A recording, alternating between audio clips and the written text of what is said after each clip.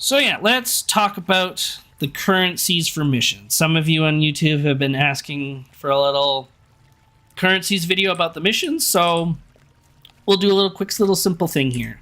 So the missions, you're really only going to look at two different ones. There's the ones in Trestle Bridge here, and that kind of lead into you go into like the Wildwood area. So there's a couple of like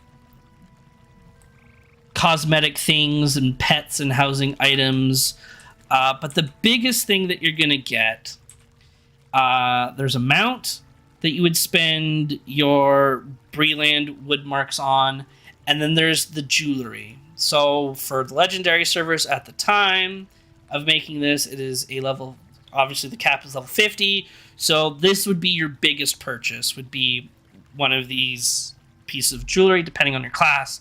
When Moria comes out, it'll be level 60. It's the exact same thing, it's just slightly better stats. So that's the Woodland or the Breland one for the Trestle Bridge area of currency. The only other one that really has stuff of note that we can actually even use and go to at this point, because we can't really go to Erebor, and we can't really go to Gundabad. There's nothing there for gear right now for the legendary servers because of the level cap.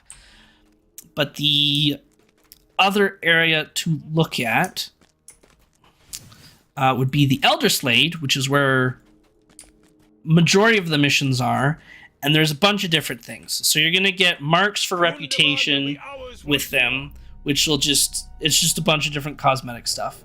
And pets, and I guess there's a couple of, it's cosmetic weapons. That's what all these ceremonial weapons are, is they're purely just cosmetic. They can use to put in your cosmetic outfit slots, right? That's what all this ceremonial stuff is. You got housing items like a dragon skull, that's kind of cool. Some banners, right? Standard house stuff. Then you have these coffers, which is a great way to earn gear as you level with these motes of enchantment. They have them at the ones for the legendary servers. You'd want these ones at the bottom here because you want the maximum level 50. However, the level 51, right? These ones that require minimum level of 51 are instantly better than these ones. So, because every 11 levels, so 11, or every 10 levels, but starting at level 11, so 11, 21, 31, all the way, 51 and so on, they're a bigger jump in stats than it would be from from 40 to 41, the 41 stats are way better than 40 in general.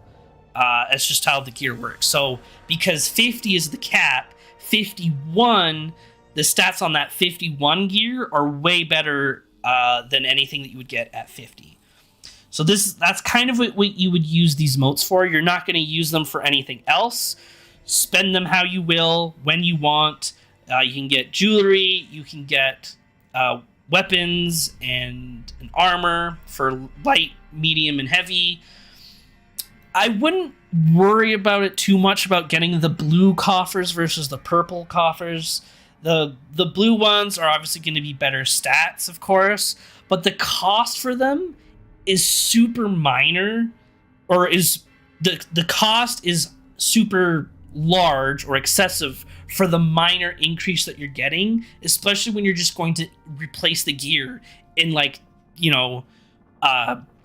10 levels, right? So using this gear to level with, just worry about the purple stuff, because you're gonna over level so fast with the blue gear. You could get it at max level if you really wanted to, and you wanted that to be like your best in slot gear, because you don't really feel like raiding, you don't feel like doing dungeons, it's just not your thing, and you just like doing the solo mission stuff.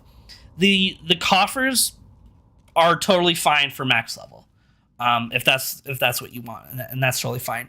This is delving rewards, which is something totally different, and they're delvings. These writs you acquire from doing delvings specifically, which you would find in like Cardalin. I don't know if I can Breland, Cardalin. So there's delving missions here. There's delving missions here. And so you can earn the delving writs slowly because you don't get a lot, but you do earn them slowly, and you could get gear that way, which is good gear. However, you have to fill them with essences, and you don't get a lot of essences on the legendary servers at these lower levels. You would, I don't even think you can purchase essence, like boxes. I don't think you can at this level. So that's something to consider. I think you can via the delving weeklies, maybe like the selection boxes. You might be able to, but I'm not actually 100% sure.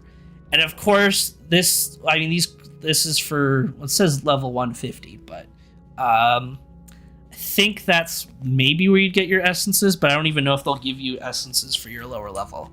Another reputation guy for random pieces of gear and stuff like that. This guy you can ignore because I do believe he's only for max level. So on the legendary servers, ignore this dude. You'll never ever need to use him. You're just going to be focused on this guy here, and then these. If you do a lot of delvings, this is one of the delving NPCs. But the delving ones are in the delving areas as well, so shouldn't be too new to you. So yeah, that's just kind of the currencies. People asked about the video, wanted a little bit of help with that because they felt a little bit overwhelmed, and that's totally fair. As a new player, there's so many currencies, I can only imagine how overwhelming it is. So again, these war marks are just for cosmetic stuff and for housing items.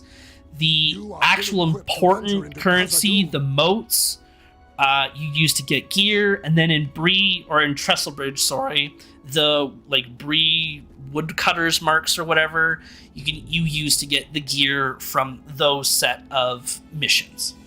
But yeah, that is it. And I'll be working on other class guides slowly in the future.